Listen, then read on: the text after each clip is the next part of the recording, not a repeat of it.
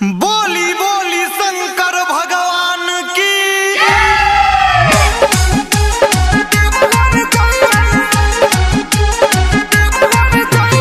बोलो बोलो बाबा भूतनाथ की।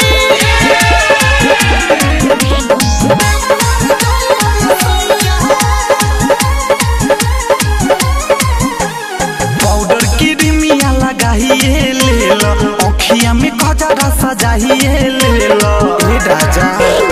पाउडर की रिमिया लगाइए ले लो, अखिया में गजरा सजाइए ले लो। नहीं चमकता धूप के ललहिया, हुआ बस होट दी पिया कहिया से, तबे देव घर जई होए सैया। हुआ बस होट दी पिया कहिया से, तबे देव घर जई होए सैया। म्यूजिक बाय रिसू जी। बोली बोली शंकर भगवान की।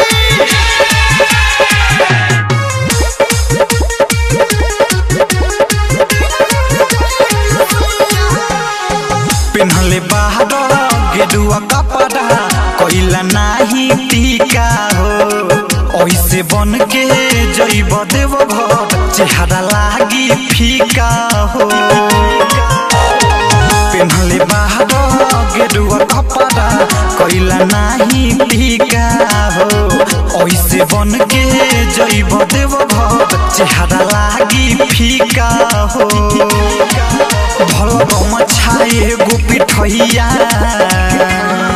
हुआ बस होट दी पिया कहिया से, तबे देव घर जई होए सैया। हुआ बस होट दी पिया कहिया से, तबे देव घर जई होए सैया। समृद्धि रिकॉर्डिंग स्टूडियो दिल्ली। बोलो बोलो जल चढ़ावे पिया कन्हैया, जातू हो छाड़ के। संग मेरी सूदी पूजात, बारे रूपवा सवार के। जल चढ़ावे पिया कन्हैया, जातू हो छाड़ के। संग मेरी सूदी पूजात, बारे रूपवा सवार के। सौंसे रोहिया में होई बड़ैया,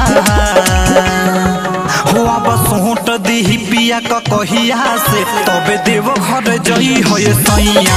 हुआ बस होट दी पिया कहिया से, तबे देव घर जई होए सैया। पाउडर की रिमिया लगाइए ले लो, अखिया में गजरा सजाइए ले लो। नहीं चमकता धूप के ललहिया,